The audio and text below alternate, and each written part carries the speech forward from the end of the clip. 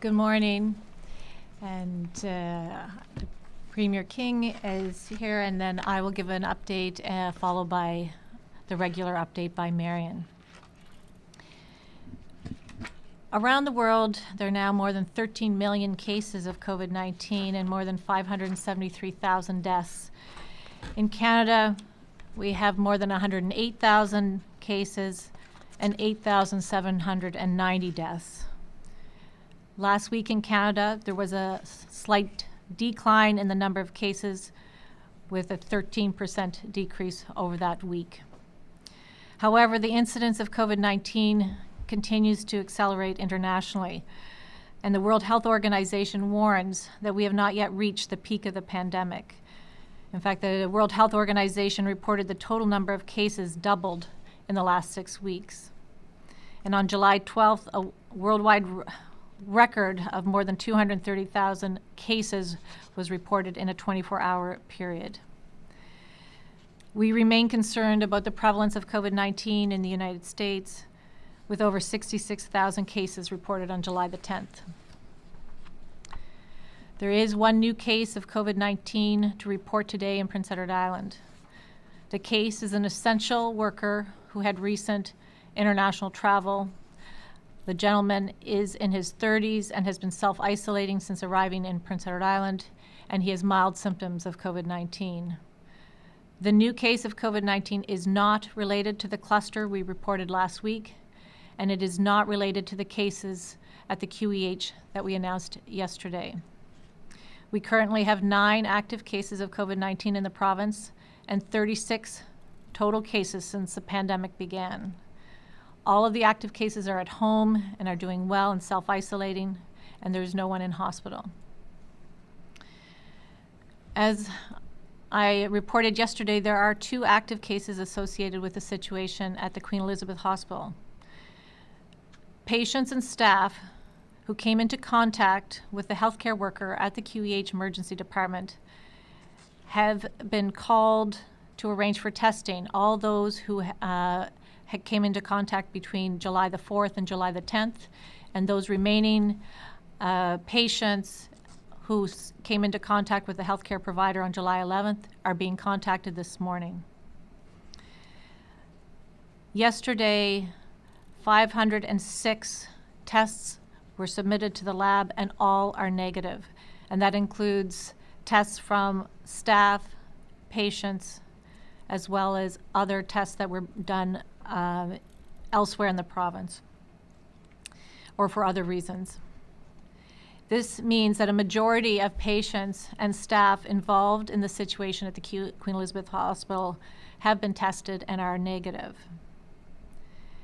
Once the final results of testing of staff and patients are done, we will make that public. I'd like to thank everyone at the QEH, Public Health, the staff at the testing clinic and the QEH lab for their responsiveness and quick work in order to have all these tests and contact tracing done so quickly. I know some are wondering why essential healthcare workers and other essential workers are able to work without having to self-isolate after returning from travel.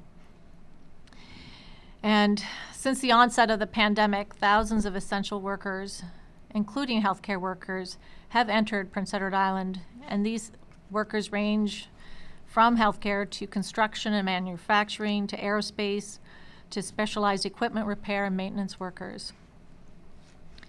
PEI has exempted essential healthcare workers and other essential workers from the need to self-isolate for 14 days. But they do something called work isolate. So they work and they isolate when they are not at work, and they monitor for symptoms. Healthcare workers have one additional measure in that they are tested before going to work if they have traveled outside, at this point, outside the Atlantic bubble. And just to clarify, essential healthcare workers are required to work isolate, and when in work isolation, essential workers are to return home after they finish their shift and are not to be out in the community, such as restaurants and stores. The testing clinic at the Borden Clinic opened yesterday at noon, and the first day was successful with almost 40 essential workers tested. In terms of Operation Isolation, currently there are 883 households in self-isolation and PEI, and to date, 6,121 people have already completed self-isolation. And to note that since the pandemic began, over 10,400 calls have been received by the staff at the 1-800-HEALTH-COVID line. Also, since the pandemic began, 15,500 COVID-19 tests have been processed, including over 2,000 in the last week. In terms of enforcement, as of July 12th, Justice and Public Safety have issued 133 warnings to people, most for failing to self-isolate. And they have completed a total of 367 visits or compliance checks. 28 charges have been laid with fines starting at $1,000. 2 of the charges have been heard in provincial court recently. In both cases, the Crown was able to prove beyond a reasonable doubt the individuals left their residences or properties, and the courts upheld the charges. But many islanders and visitors have self-isolated exactly as required. But we have noticed an increase in the number of complaints about people who are not self-isolating, and we take these complaints seriously. As of July 13th, there have been 745 routine COVID-19 inspections conducted, with the majority being satisfactory. 18% or 133 were considered unsatisfactory, and most of the issues were related to not having an operational plan or following an operational plan, and most issues are resolved upon a follow-up inspection. Since the Atlantic bubble started on July 3rd, a total of 18,417 vehicles have traveled to PEI, and that's about 38,000 individuals since the bubble started. And overall, the Atlantic bubble is going well, with most people completing the online declaration in advance, making for a more efficient process at the point of entry. The events of the last 10 days remind us that COVID-19 continues to be in our province. We must remain cautious and protect against transmission of COVID-19. Our healthcare system, and more broadly, has responded well to the 2 recent outbreaks. We know we cannot avoid risk entirely, and we can take responsibility for our actions and take steps to protect ourselves and others. And we should use the tools at our disposal to really fight back and protect against COVID-19, and they are the ones we talk about all the time. Wearing a face mask or covering when enclosed indoor spaces, keeping 6 feet separation from others, and washing our hands often, keeping our circle of contacts small, and staying home from work when we're not feeling well. And please call 811 if you have any COVID-19 symptoms. I mentioned masks or face coverings, and it is one tool to protect others from COVID-19. And even when wearing a mask, it is important to practice other public health measures, such as maintaining good hand hygiene as much as possible. I'd like to just take a moment and thank those involved in putting together a mosaic that was really inspirational, both for me and for my team. And thank you to so many who were involved in that mosaic. So, in conclusion, it's what we say, but some days we need to think about it more than others. Let's continue to look after each other. Let us be caring, let us be patient, and let us be kind. Thank you. Turn over to you, Mary. Good morning, everyone. I'd like to start by saying how grateful I am to live in PEI and work with such a committed and knowledgeable group of healthcare leaders and staff. The preparation and planning we've been doing all along is serving us well today. Health PEI, in cooperation with Dr. Morrison's office and the Joint Response Team, has continued testing of contacts, including any healthcare workers who may have had contact with the confirmed cases. These efforts are ongoing today, and if repeated tests are required, we're prepared to ensure that these happen. We have continuously followed the public health and infection prevention and control precautions in our hospitals and clinics, including the use of the correct personal protective equipment for all clinical settings. In collaboration with the Chief Public Health Office, we've made adjustments to our personal protective equipment protocols, specifically at the QEH. As Dr. Morrison mentioned yesterday, the QEH is now using enhanced personal protective equipment to help limit any risk of spread of this virus. Health PEI has also begun requiring masks for patients in our emergency departments or our psychiatric urgent care centers. We're asking that everyone who goes to the emergency department or any of our health services to bring their own face covering or non-medical mask if you are able to wear them. Health PEI does have a limited supply of non-medical masks, so by bringing your own mask to all your appointments or walk-in services such as the emergency department and other clinics, you're helping conserve our supply and keep yourself and others safe. I'd also like to note that visitor restrictions do remain in place today at the Queen Elizabeth Hospital. There's no visiting permitted with the exception of 2 designated visitors within labor and delivery, pediatrics, our intensive care, and our neonatal intensive care units. Patients at the end of life continue to be able to have up to 6 designated visitors permitted. Case-by-case exemptions to these restrictions may be made for compassionate reasons at this time. Anyone visiting the Queen Elizabeth Hospital must call ahead to the service area where your loved one is being cared for to facilitate a visit. Please note that patients who come to the QEH for clinics or appointments are still allowed to have a support person accompany them. We've been hearing from some people that there is now a new fear with regard to attending the QEH and the emergency department due to the COVID-19 cases recently. Please know that every step is being taken to keep everyone safe and stop the spread of this virus. We have strong screening procedures and personal protective equipment protocols in place. While we understand this concern, it's very important that if you're in an emergency, you need to visit the emergency department or call 911. Please also attend your medical appointments. These are necessary and required for you to maintain your health. We want to ensure that not only we can contain the spread of COVID-19, but that during this pandemic, the pandemic doesn't cause Islanders to get sicker because they don't seek out care when they need it. Thank you to all the staff and physicians who've been working so hard to complete the necessary testing and taking measures to ensure the safest, highest quality care possible is being provided.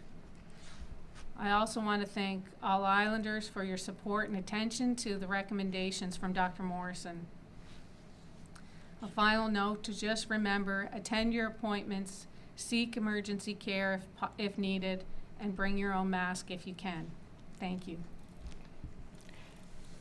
Thank you. Yeah.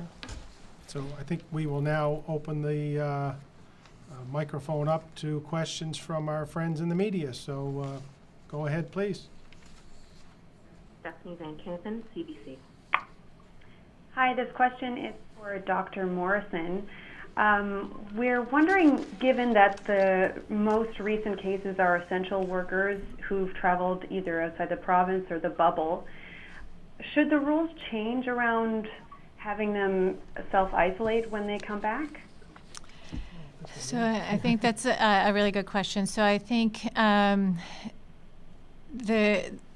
it's a balance of trying to make sure that we have our system functioning. For instance, we want our hospital to be able to be open to look after all of us. So it's important that there are essential healthcare workers available to work there. But one of the things that we would, for essential, in terms of essential healthcare workers, we're going to introduce increased testing. So not just a negative test before they start to work if they've come in from outside the bubble, but testing at 0, 3, and 7 days going forward. We have, for instance, the essential workers for including that are traveling on and off the island frequently, and difficult to ever complete a self-isolation period or be in Prince Edward Island without being self-isolating. That's why we're doing more testing for essential workers that are island residents coming on and off the island. So I think our preference always is that people self-isolate, but we know there are exceptions because we do need certain things to happen in Prince Edward Island, whether it is in agriculture industry or healthcare or some specialized manufacturing, et cetera. So I think it's a really good question.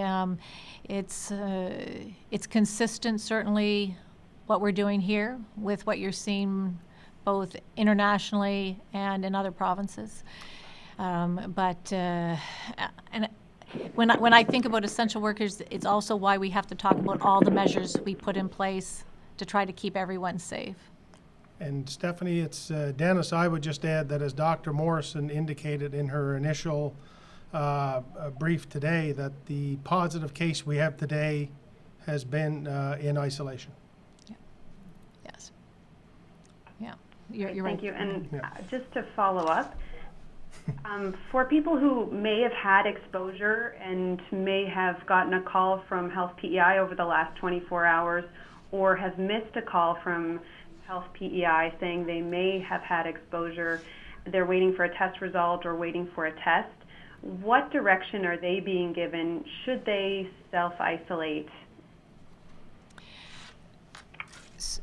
So, as I mentioned, most patients, for instance, have been contacted, and some will be contacted today.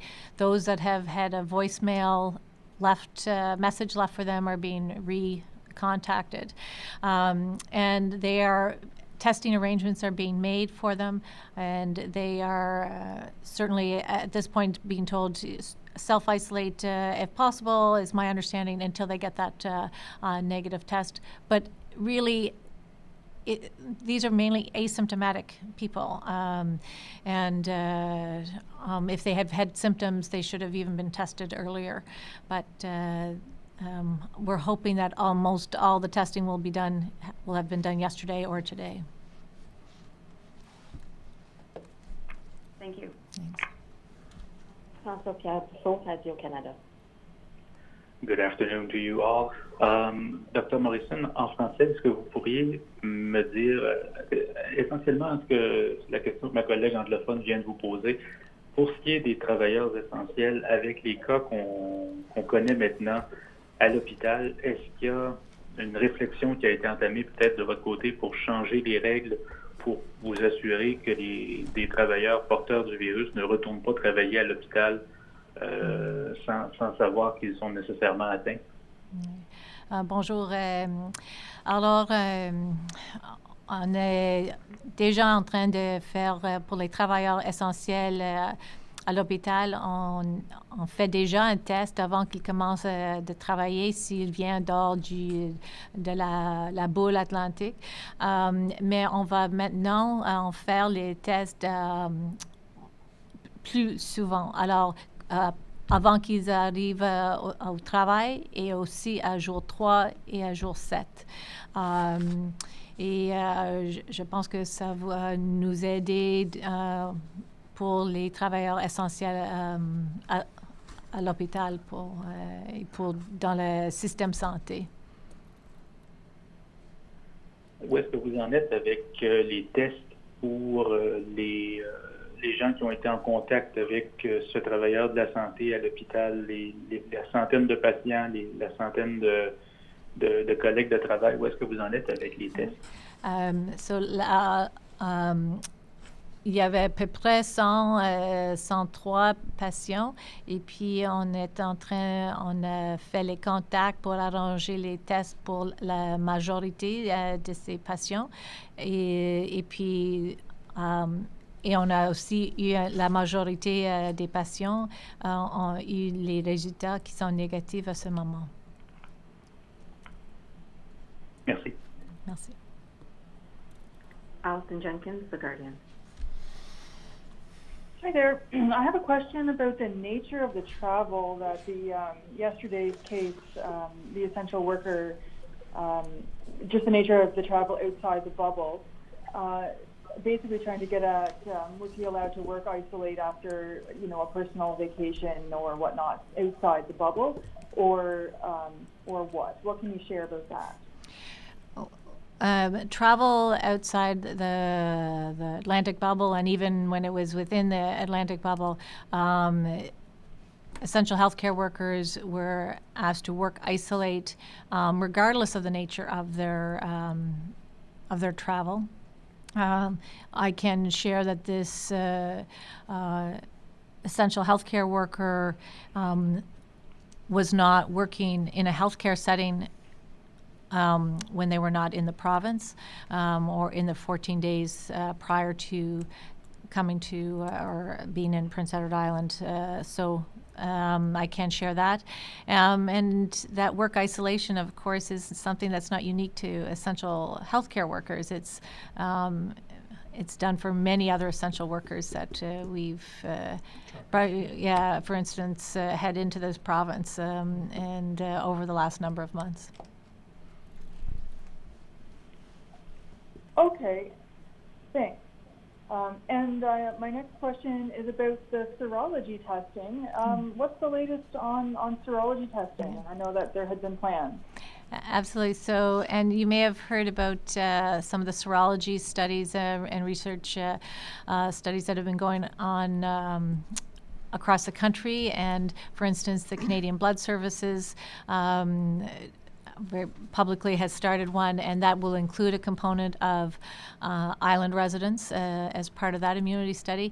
And we have a proposal in place that we're going through the process of here to do our own immunity study and as part of a research and test so many islanders for immunity.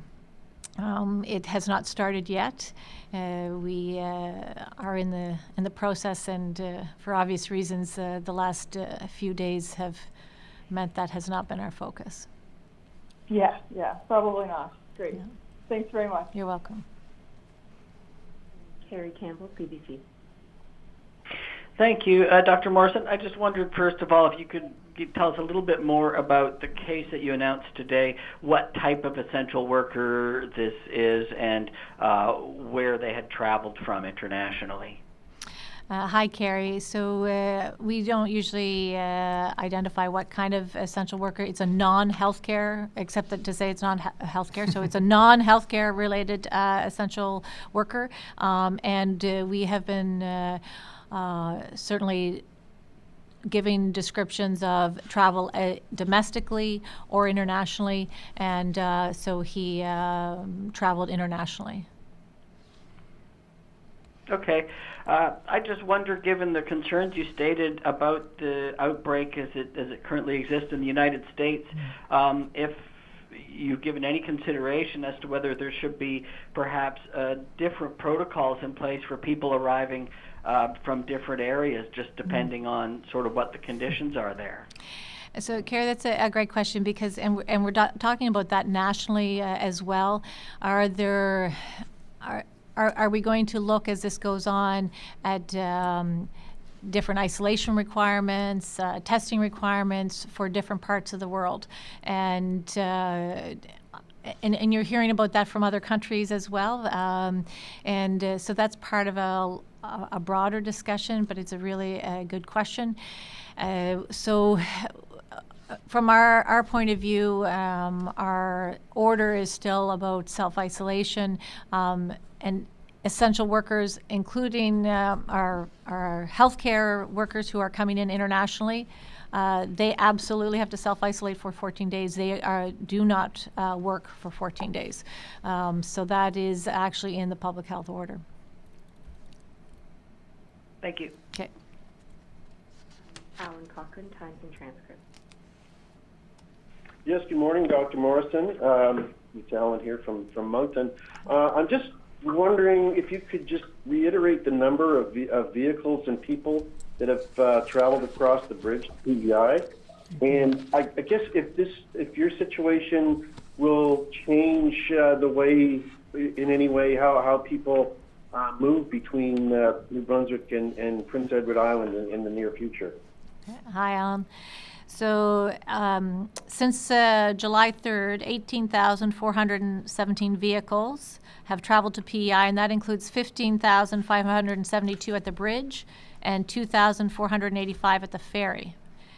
And that equates to about 38,000 individuals who've traveled to PEI since the bubble started. And last weekend saw over 3,000 vehicles travel across the bridge. And I think regardless, Nova Scotia, New Brunswick, PEI, and Newfoundland, we all share that importance of public health measures. And you may see slight variations in some guidance, but the basics are very similar, and I think those are being echoed and reinforced in all our provinces. So in terms of travel, I think when we are at home or visiting, those watching for symptoms, being tested if you have symptoms, washing your hands, wearing a non-medical mask when you're in indoor spaces, physical distancing, those are important regardless of where we are in the Atlantic bubble. So I think those will continue, so I don't anticipate a change at this point in time. But Premier, you may want to comment. Yeah, I wouldn't have much more to add to that other than, unscientifically about this time of year, when Dr. Morrison reads the number of 38,000 in a normal year that would not be COVID, it would be probably at least 10 times that, I'm guessing, or maybe more. So it is a trickle compared to what it was. And look, from the beginning of our conversations around Atlantic bubble till July 3rd until now, we've been letting the public health information dictate. And as Dr. Morrison says, as of today, we feel very comfortable with our ability to contain and to deal with the limited number of cases that are here, but we continue to reevaluate every day.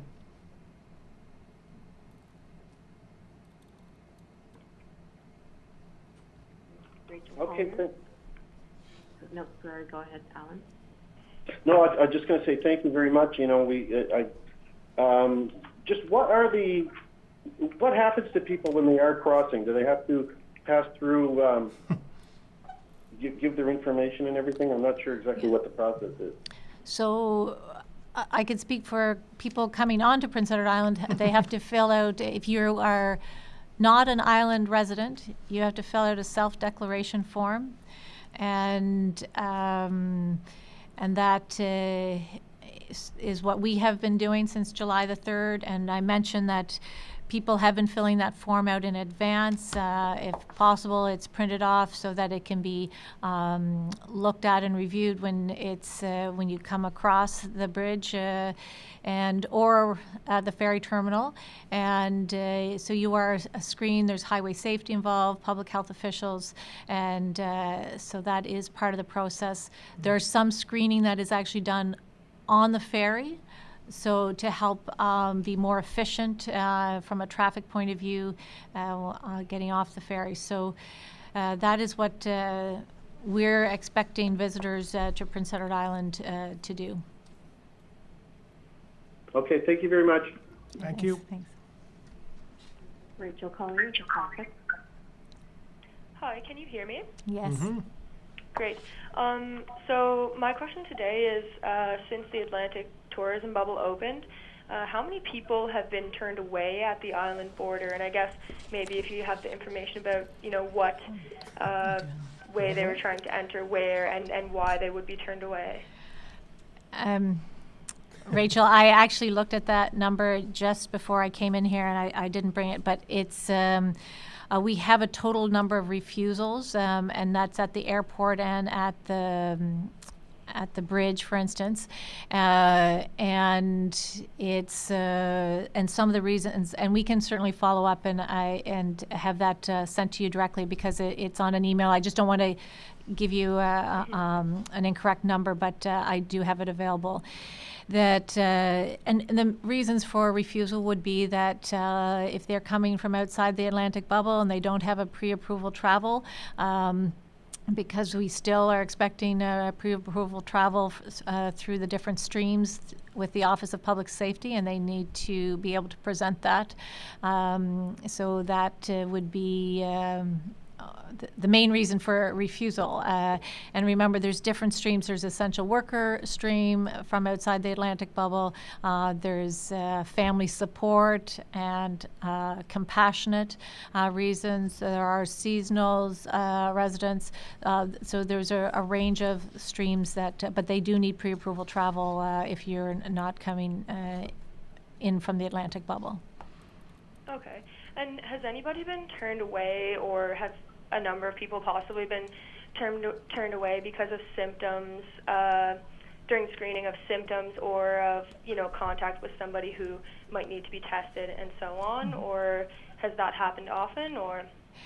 The number has been very small, but there have been a few people who have screened in positive. So island residents who are coming back across, and this has been going on since the March, if they have any symptoms, then they are we follow them up to arrange testing, and they are advised to go home, self-isolate, and then they're called in for testing the next day, depending on when they arrive.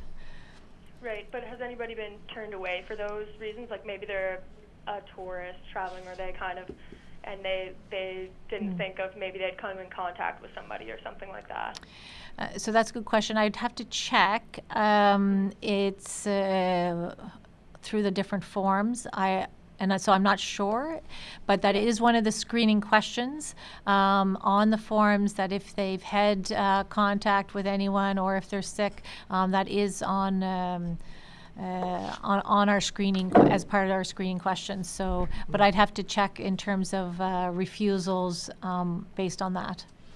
Okay. All right. Well, thanks so much. You're welcome. Thank you. Julien Lefebvre de Cacheur, Radio-Canada. Hi, good morning both.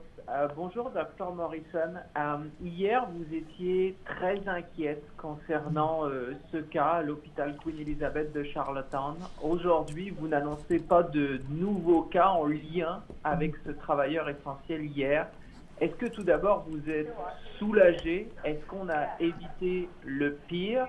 Et est-ce qu'ensuite vous allez faire une deuxième vague de tests de ces mêmes personnes? Alors, bonjour.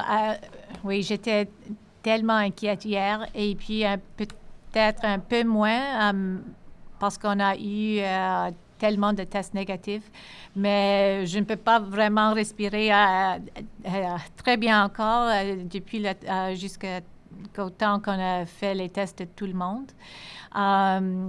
Pour quelques-unes des personnes, on va faire une deuxième vague de tests. Et puis, ça dépend si c'était au moins 7 jours entre le contact et le test. Un test suffit. Sinon, on fait un deuxième test au moins une semaine après le contact. Pour faire un follow-up, Dr Morrison, la situation est bien sûr différente dans d'autres provinces au pays. Je pense notamment au Québec, qui a plus de 50 000 cas. Le Premier ministre François Legault a donné l'obligation de porter notamment des masques. Vous, depuis le début, vous expliquez que c'est fortement conseillé de porter ces masques, mais aucune obligation. Est-ce que vous, Dr Morrison, vous pourriez demander l'obligation dans les prochains jours ou semaines de porter des masques à l'intérieur que ce soit des magasins, des restaurants ou encore dans les transports publics? Bonjour. Alors, on est en train de toujours de dire, si on a besoin, on va faire vraiment fait les masques obligatoires à l'intérieur. À ce moment, on n'est pas là. Mais si on a besoin, on va changer, vraiment juste conseiller jusqu'à l'obligation. Mais on va voir. Et puis, ça change de jour à jour.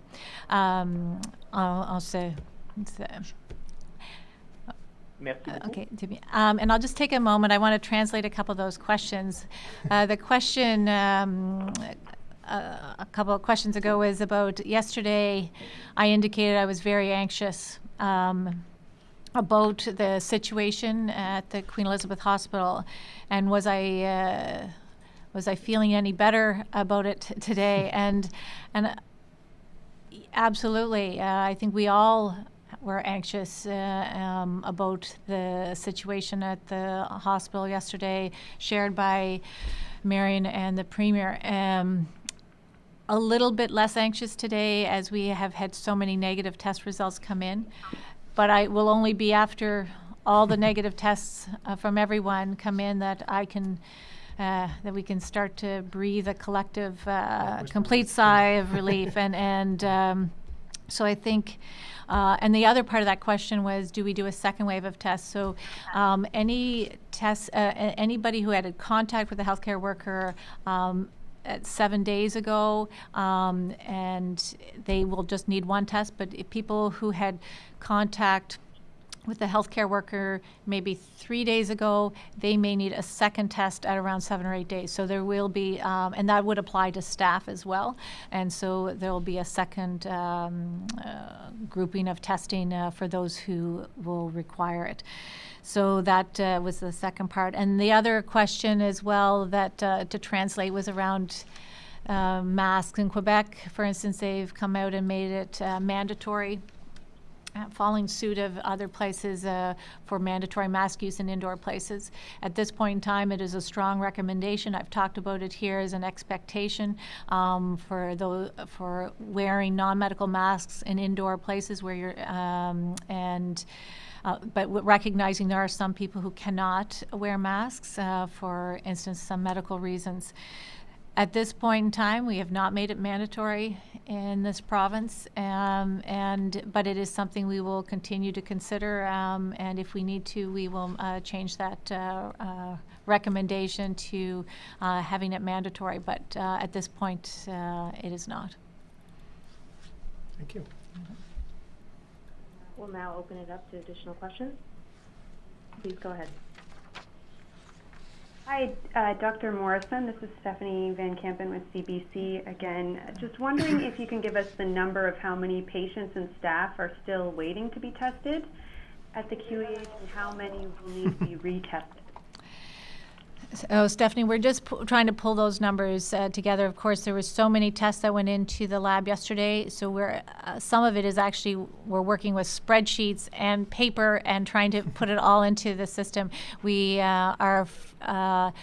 we know all the tests, all the people who had been in contact from a patient point of view between July 4th and 10th, as I mentioned, have been contacted, and testing was arranged yesterday. So the majority of the patients have been tested, and we'll be confirming those numbers. The people who may have had contact with the healthcare worker on July 11th are being contacted today to arrange for testing, and that was also because we're giving an extra day to in terms of spacing between the contact and the testing.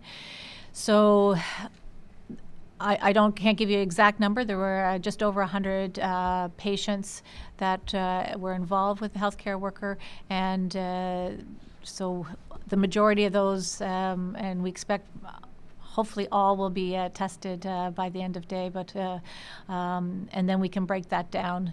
It's and of course we're working really closely with the Queen Elizabeth Hospital, try to make sure that the staff that were identified are being tested, and I think the testing is also trying to be more inclusive than excluding anyone at this point in time.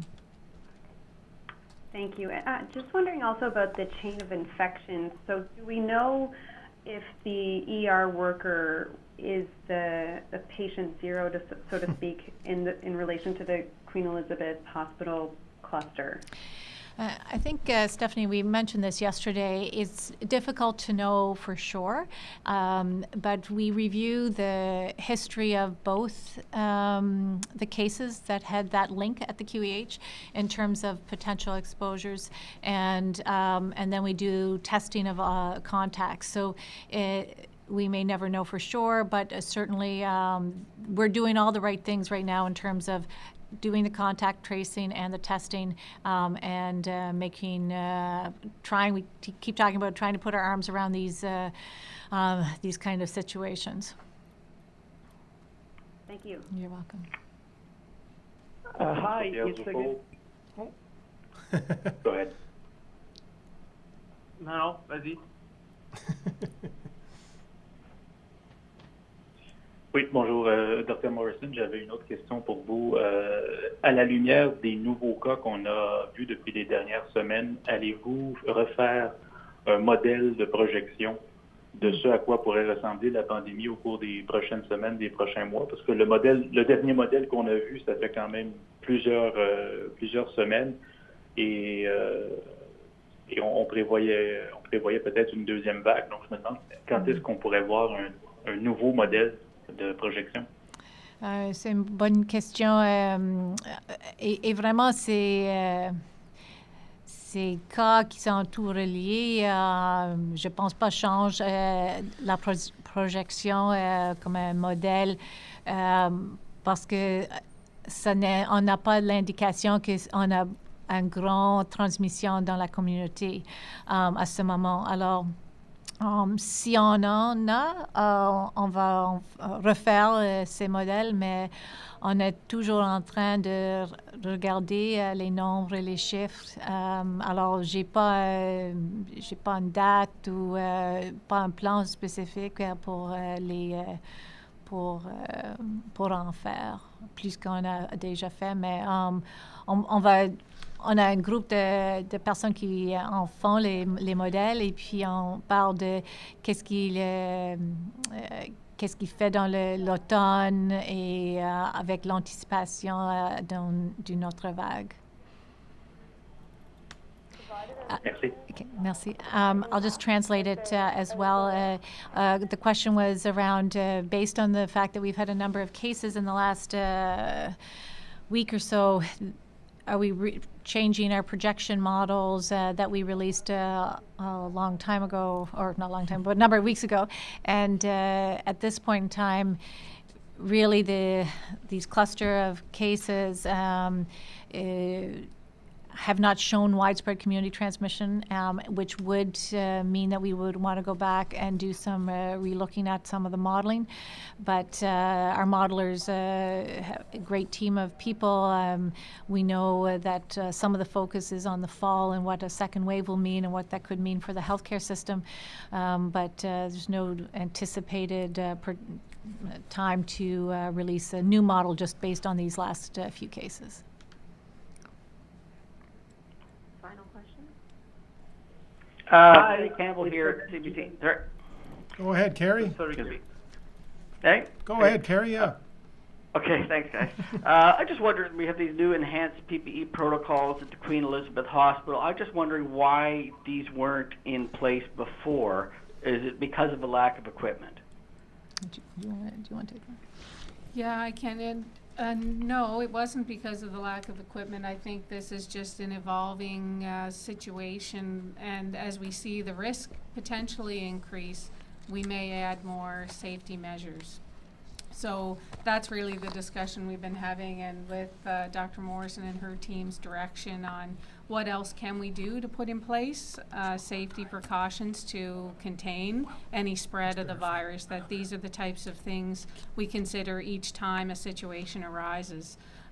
So again, as I mentioned today, we're now requiring patients who come, if not medically contraindicated by age or medical condition, to wear a mask when they come to our emergency departments as well, to again further just help us contain any of that spread, protect our healthcare workers as well as other members of the public who are seeking care. So we're just moving forward with the evolving situation, and those precautions may change again when the risk level shifts, and we work closely with Dr. Morrison and her team on those precautions. And so will that be at other ERs or just at the QEH? Like, why wouldn't it, if it's not in place at the other ERs, why not? We are requiring the masking for the other ERs, but the risk at this point in time for the additional enhanced precautions is because we are going through that process of contacting and tracing all the contacts for these new most recent cases, that we want that added level of protection, and we want the public to know that this place, and the QEH in particular, is safe to come and receive care. People need the care that's provided at the Queen Elizabeth Hospital. We've added an even additional layer of protection to ensure that we're doing everything we possibly can. When we identified the increased level of risk was that we had a healthcare worker identified who worked in that department.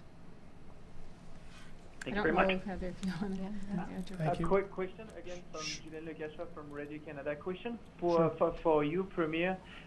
This morning, the government of Newfoundland said that they don't want to go ahead, with an extension of the bubble to the rest of the Canada.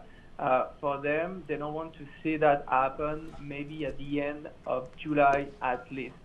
What is your position on this, Premier? Do you think that it's too early, to expand the bubble maybe mid-July, end of July? Do you have a schedule in your mind for this? Thank you for the question, and it's one I answered yesterday, and actually in the legislature on Friday, it was a discussion I had with the leader of the opposition, and essentially what I said then and what I continue to say is I've talked only briefly with Dr. Morrison about expanding or talking about expanding beyond Atlantic. We had agreed at that time to not even really look very seriously at it until at least August 1st at the earliest. Dr. Morrison did say yesterday that events such as what we're dealing with at the QEH give us cause for even further pause. So I think we are comfortable right now with the Atlantic bubble. We remain very, very concerned about the Canadian-U.S. border and maintaining that, and that has been extended or will be extended until August 21st, I believe. So at this point, I would say, like my colleague, the Premier of Newfoundland, Premier Ball, that I don't think we would be actively looking beyond the Atlantic bubble anytime soon. Heather, is that pretty? Yeah. No, I agree. I think what happens with the international border is going to be really key. Yeah. So I hope that clarifies it. Yeah. Well, if there's nothing else, I want to thank our friends in the media. I want to thank Dr. Morrison and Nurse Dowling for their hard work, and we will chat again soon. Hello? Oh. Hello? Oh, were you gone? Hello? Are you still there?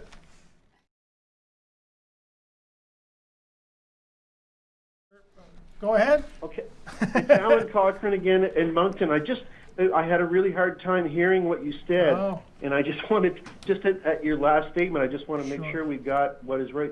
You're not actively looking to expand it, or that's that's correct. We would be if we were to begin to look at expanding to, I guess what some people have called the Canadian bubble. We would be several weeks away from looking very seriously at that as it stands today. Right. So you're not looking. So we're looking at beyond August, or?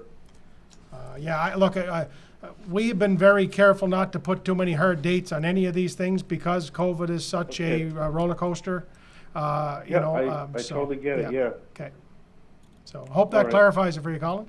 Well, it does, yeah. I mean, because there was that statement yesterday, and we're all kind of wondering what's happening. So, as a result of there are a few new cases here in PEI, you're not going to make changes to the bubble or slow down on bringing people, allowing people into PEI? Not at this time. I mean, as Okay. we said, we continue to evaluate the public health information on a daily basis. But we've been consistent from the beginning. If it's indicated that we need to do that, then we will do it, and we will do it quickly. Yep. All right. Well, thank you so much. And of course, we always watch it here in Moncton. We know that lots of people coming across that bridge and come straight over here to go shopping. So. Wow. Well, I hope everyone does so safely. Thanks, Colin. Okay. Thank you. All right.